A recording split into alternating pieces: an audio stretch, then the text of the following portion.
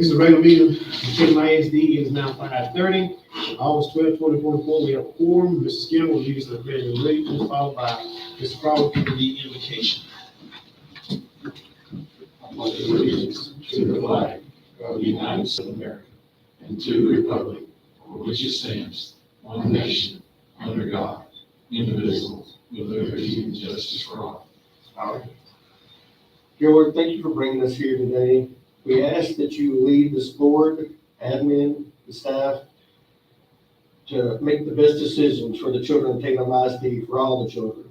We ask that you keep all of and all the students safe throughout the year, and we pray that this will be a great year for Tatum ISD. Amen.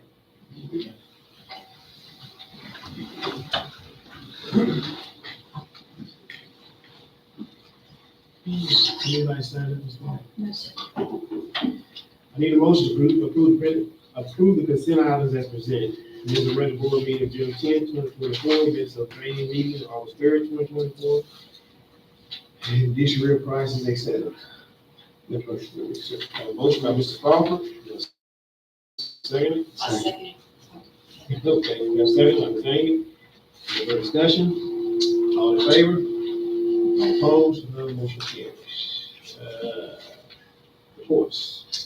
First thing, Mr. President, is just changing some work meeting schedule due to our school holidays, and I will send out a reminder, and this will be published on the web too as well. But changing the October 14th meeting to October 7th, November 11th to November 4th, and then March being spring break, the March 10th to March 3rd. Just kind of let you know that we'll be making those changes as we do always.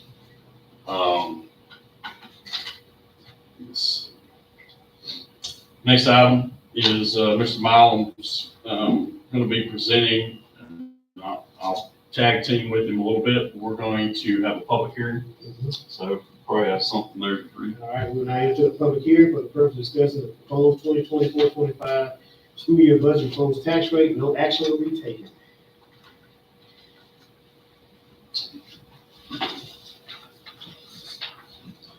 I may bounce back and forth up here, maybe easier to point out some things. So we're going to talk about some public hearing about our tax rate and our budget for the next year. Could you increase that a little bit? Yes, sir. All right, so these are this year's numbers coming up that we're talking about the tax rate. Again, our tax rate that we're going to be proposing is 0.8184. On the M&O side, on the INS side is 0.2421 for a total tax rate is 1.0605. Okay. We're going to talk more about some of those tax rates later in the board meeting, but this is the public hearing part. So any discussion there, we'll be going through some things and you can ask questions. So if you want to, go ahead and hit 199.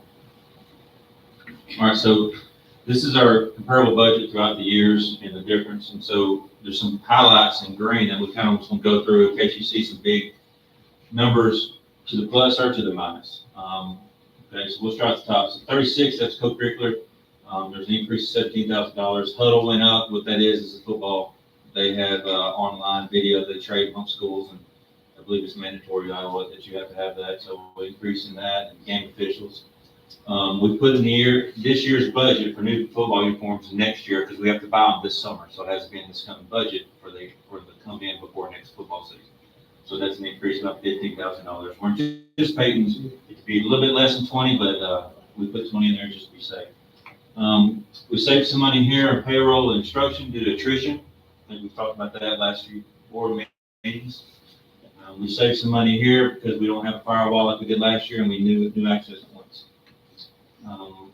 So we do need a new server at West Boyd at Tech, and these new servers. It's pretty old, and we're going to update that along with the CNC machine at the middle school. It kind of bit the dust. We got our mileage out of it. We've had it for a while, so we're looking to replace that as well. Just stop me. I'm going to try to go through this. We talked about this for several months, so if you have questions, just stop me. All right, so from librarians, we had some library aides that were coded to function 11, so we're moving them toward 12, where I think they should be since they're in the library and they're library aides. So we're just moving it. That's why there's an increase there. It's not really a payroll increase. It kind of decreased with function 11 budget. Not many changes there, just some small dollar amounts, it's immaterial.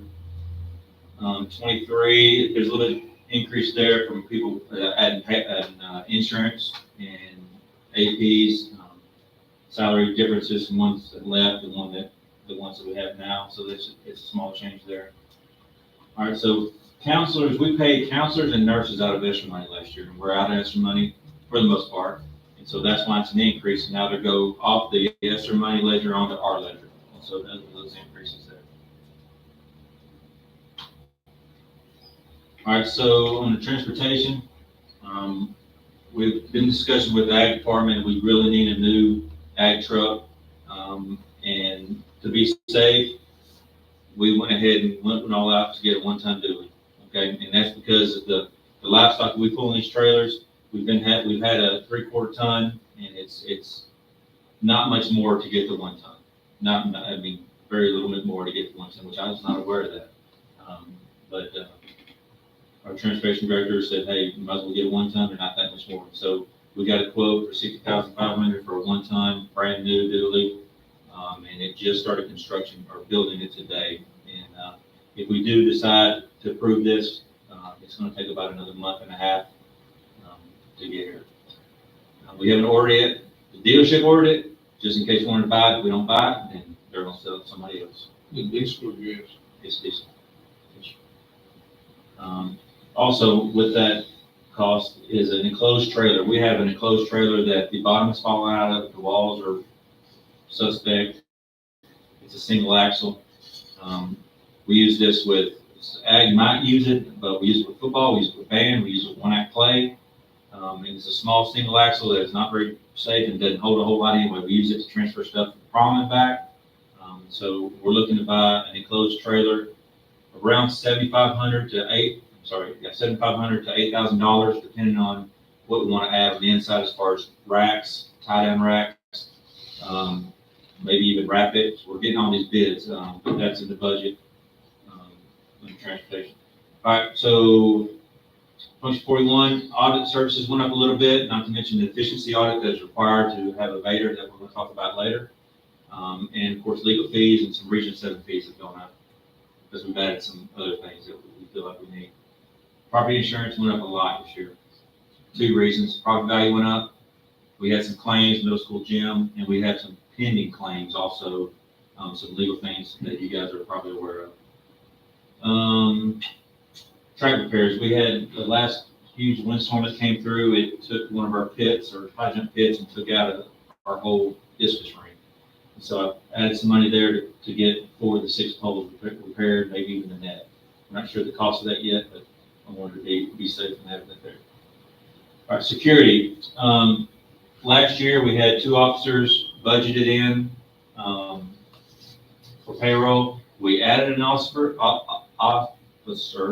but we took 2 and added to the safety grant we're getting. So really that's a salary increase or salary decrease for just 1. We've got in there just for 1 police officer here on our ledger. Safety grants taking care of the other 2. So we'll have 3 total. All right. Function 53 is kind of my business office. We did lose Miss Penny to another school district, and so her salary is saved because we're taking a role and adding it to Ms. Weiss. So she's going to be our PEDS coordinator. So we're saving the difference in the salary there and the stipend for Ms. Weiss to take over PEDS. Kendra Weiss. She's accounts payable. Yes, ma'am. We don't need switches this year, so that's a saving of $78,000. No new ACs, that was in the old budget. We're not going to have it this year, so that's savings. Rusk County, our share of Rusk County went down about $63,000 for 2 reasons. One is our percentage that we are part of Rusk County went down, plus we're going to use some Rusk County fund balance to cover some expenses. So everybody's across the board went down for all the school districts. Trying to get the fund balance down. All right, so appraiser. Of course, our fees to the appraiser are based on property values. Property values went up, so they increased our fee to the appraiser. So last year, total budget expenditures. This year, so we went up about $37,000 total. Okay, any questions? This is not something we're voting on right now, this is just discussion. And it's a public hearing. Anybody have any comments? I will say that's pretty impressive budget to go to get all that, plus our step increases, and it only went up 37,394. Good guys. Good guys. And there are no athletic budget cuts, there are no supply budgets cut in the classroom. None of that took place. We're still gonna get the level of education we need, still get the level of funding from athletics to LAC play to UIL academics. All this remain the same. It's mostly nutrition and some extra grant money that we've got. Okay, can you go back to that? We need to go through, We got to close the, what do you want to go the food service. Okay. So food service, these are the three things that you guys approve is 199, 599, which are debt service and food service. So food service, went down about $24,000. We got some local food grant money that's going to help kick in and save us some money. So those are the expenditures there. And 599 are debt service. Our bond payments, $2,000 less than that, but I added $2,000 for some $500 fees that the banks kind of charge us to host our bonds. So that'll be the three budgets that we talked about, and the three budgets you'll approve later. Any questions? Okay. We'll just close it. All right, we'll not close the public hearing portion of the meeting, begin with the meeting agenda.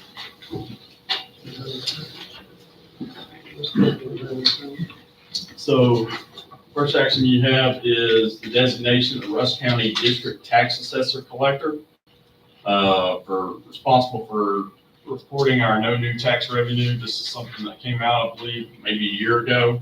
And so the Rusk County Tax Assessor does ours. And so I just need to have permission to, we gotta have approval for that. All right, your motion to approve the designation of Rusk County Appraisal District Tax Assessor Collector and responsible for calculating and reporting the no new revenue tax rate and the voter approval tax rate. President, I so move. Have a motion by Mr. Williams, that's second. Second by Mr. Smith. Any further discussion? All in favor? All opposed? None, motion carried. Next item is to approve the budget that we just recently went over with you. All right, you have a motion to approve the 2024-25 school year budget as presented. Mr. President, I so move. You have a motion by Mr. Smith, a second. I'll second. Have a second by Mr. Crawford. Any further discussion? All in favor? All opposed? None, motion carried. Next item that we're going to visit with you about is calling a voter approval tax rate election. Mr. Malum, you want this slide? Yeah, just briefly. And so when we are doing this tax rate election, we talked about this last 4 or 5 months, so I'm going to keep it brief. This is going to be our M&O tax rate, and that's going to be our INS tax rate. Okay, so we've been advised by legal that if you're going to try to adopt a budget on the M&O side, the highest as if it was going to pass, and the highest INS rate as if it was going to fail. Okay, now based on the November 5th election, pass or fail, it will trigger language that will drop the INS if it were to fail. Okay, so when we say that total tax rate of 1.0605, that's probably going to be the case from the total tax rate standpoint, depending on pass or fail.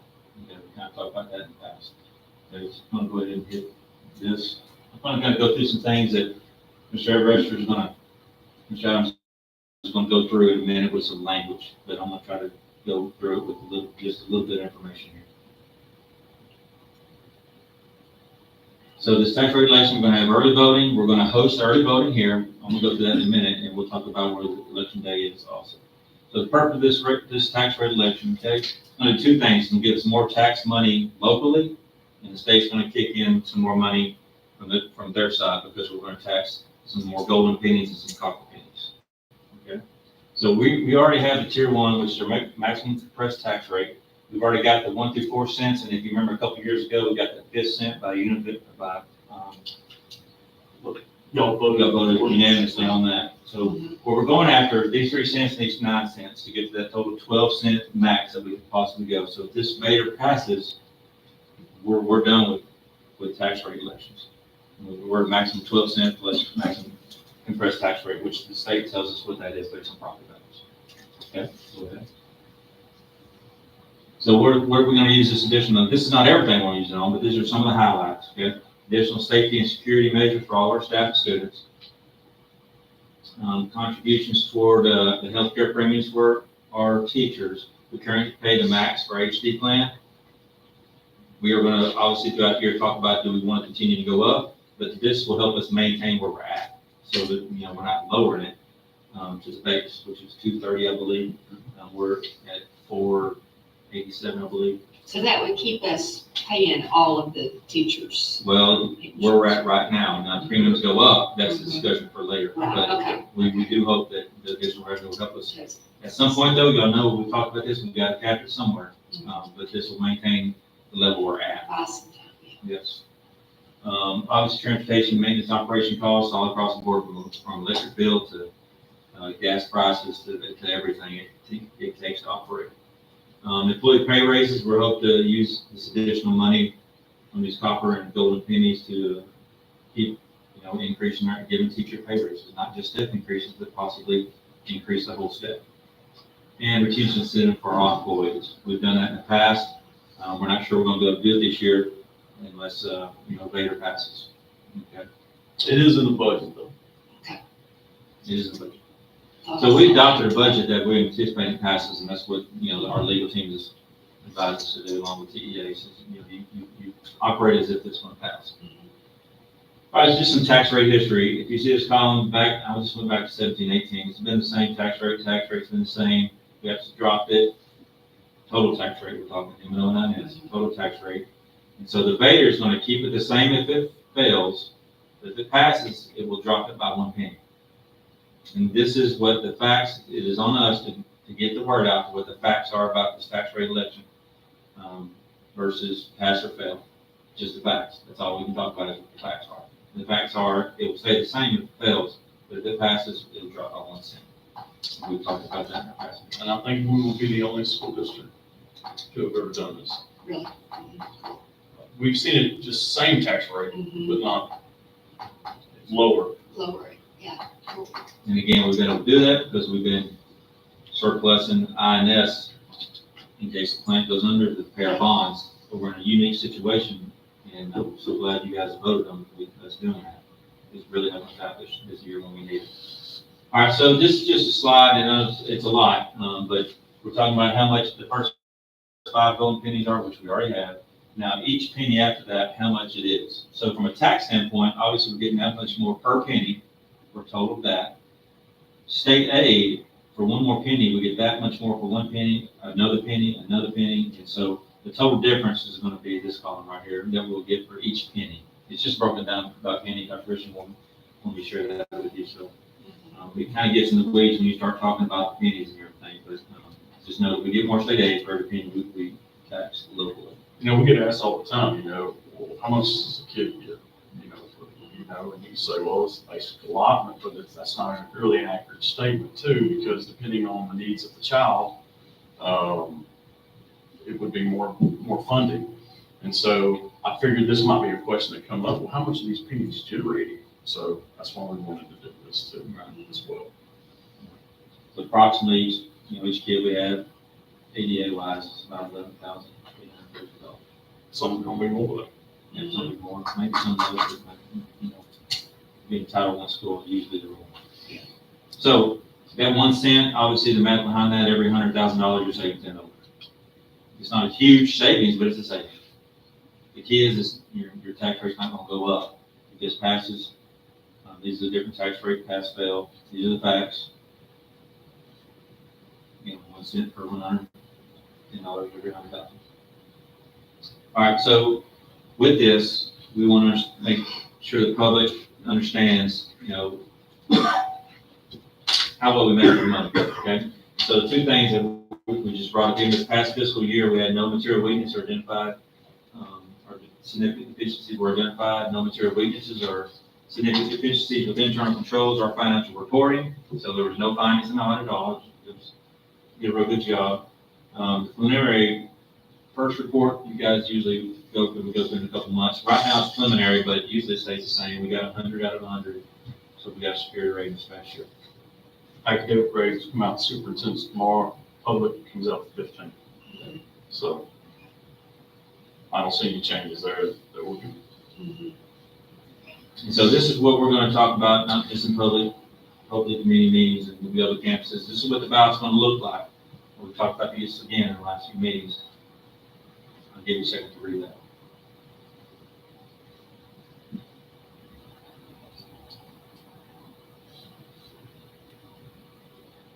So what we've got to coach up our community and our employees, everybody that's our voters, is that what this means from a tax rate, a total tax rate aspect, okay?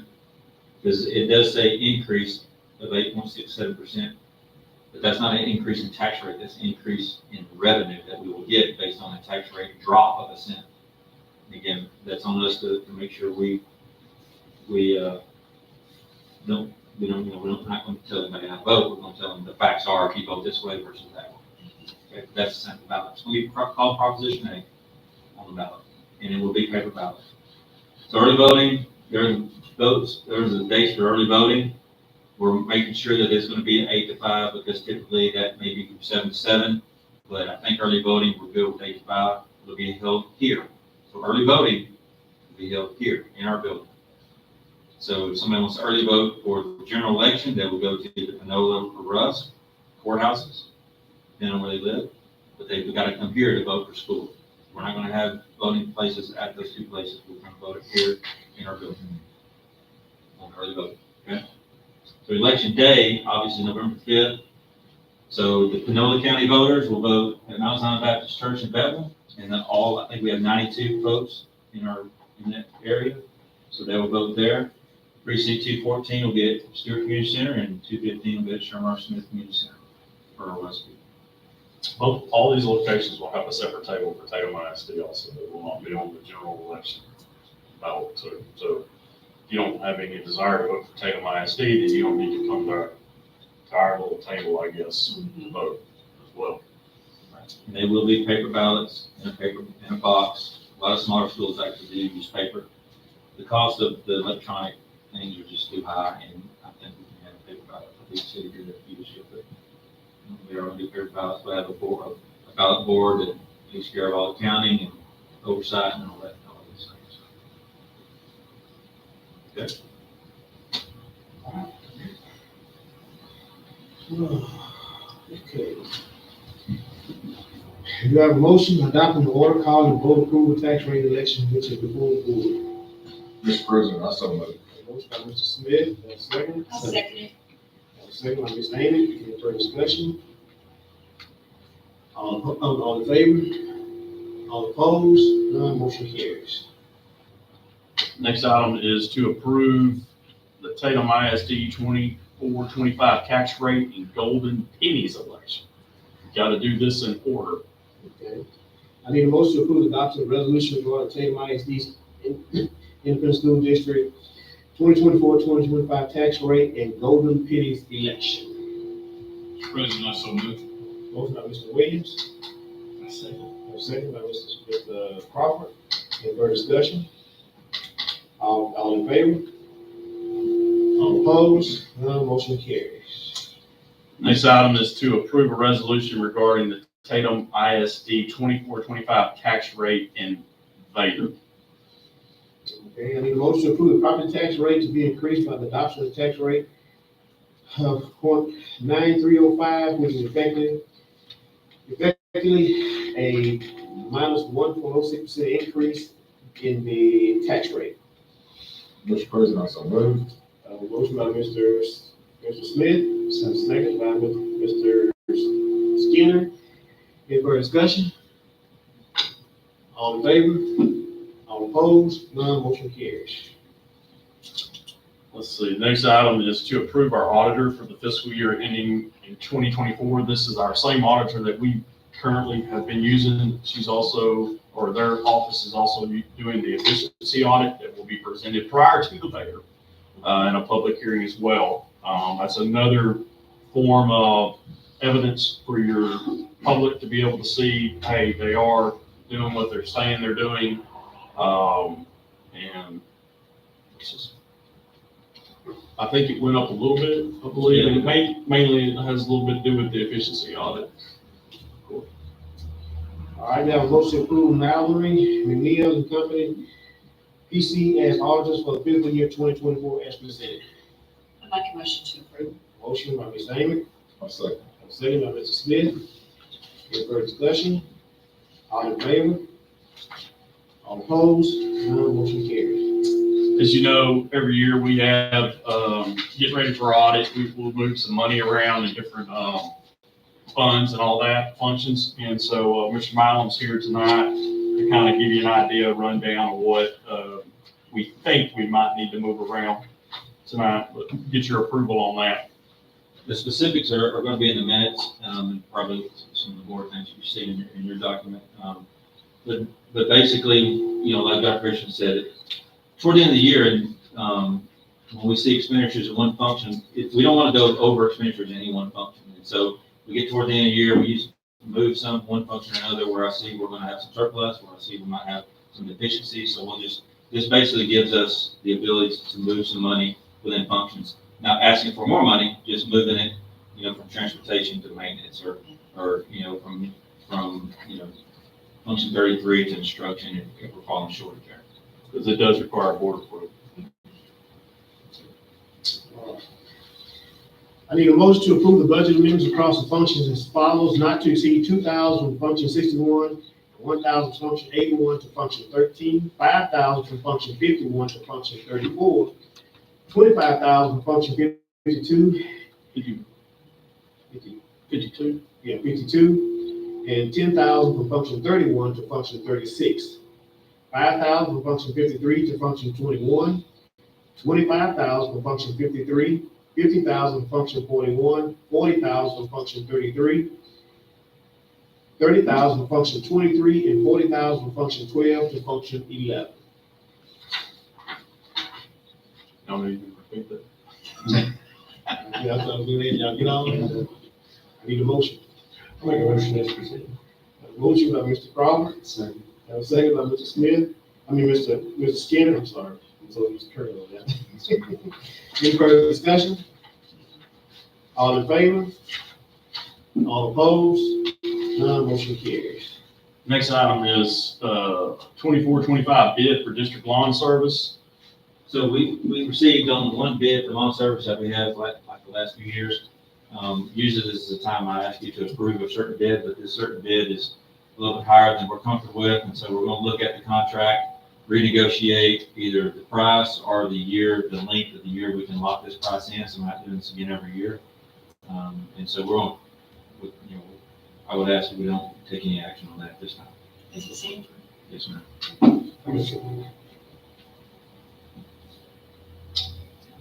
How much? 177, Yes. 118 last year. 118? Mm-hmm. 118 last year to 177. Went from 118 to 177. Yes, sir. So we've had some talks. We think we've got it worked out, but until we have it in writing, I'm not gonna do that. It's a big difference. So, yes, I mean, I'm not just gonna read this, but then we just, I'm still on the table. This stuff we It's- take it back off the table, it's gonna postpone. yeah, I mean, no action, I mean, actually goes away. Okay. This action, this action postponed pending receipt of further information, will actually be taken this evening. Next item is designation of, I believe we have 10 days, is that right, Ms. Sloan, for public information requests? As you recall, we get hit pretty hard, at least every 2 weeks. We got a public information request for this on the employees, we need email addresses, whatever it may be, and it's all legal, they can get that and everything. But we did this last year, this was something that came out of the 88th legislature, and so once again, this is kind of give you an idea. You get the federal holidays as your 10-day, all federal holidays, but then they give you 10 more days to pick. And so we pretty much mirror what we did this year, this past year. So we've kind of divided up, take some of these blue days here around Thanksgiving, because what you don't want to do is get a PIR right here and it starts counting, and then we've got a whole week off, but we really don't, because we've got to count these days as PIR days. And so that would push us coming back and having to have it ready like that. Same thing, you think about Christmas, you're out two weeks and you get a PIR and we don't know about it. You got 10 days to respond. And last thing we want to do is get caught up in any situation, because there will be somebody out there that wants to play the game. We all know that in this day and time. They're going to say, well, I'm going to pinpoint it right there where they lead. Oh yeah, And so we're hoping to cut that off, so to speak. So this does require board approval. We have a motion to approve the HB 3033 designation requirement of 10 non-business days on the Texas Public Information Act for calendar year 2024-25 as presented. Mr. President, I so move. A motion by Mr. Smith, a second. Second. A second by Mr. Williams. Any further discussion? All in favor? All opposed? None motion carries. The next item is President Adams has requested, or he's been delegated maybe, to be our delegate assembly representative in San Antonio. And so I'd like to recommend him for that. Yeah. So he just needs a vote, I guess. Okay, we have a motion to approve this President Jr. as official voted delegate to the 2024 TASB delegate assembly.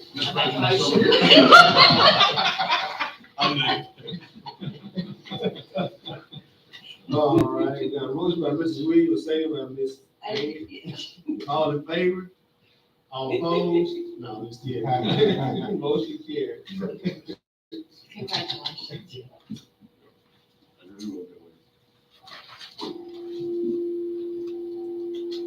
All right, the board now convene the closed meeting to discuss the following items posted on our agenda this evening, as allowed by Texas Government Code 551.4074, involving the resignation of employed personnel, contract changes, and consider candidates for approval to vacant seat of place 7. No vote will take place in the closed meeting. Any action the board wishes to take as a result of discussion in closed session will take place after the board convenes in open meeting.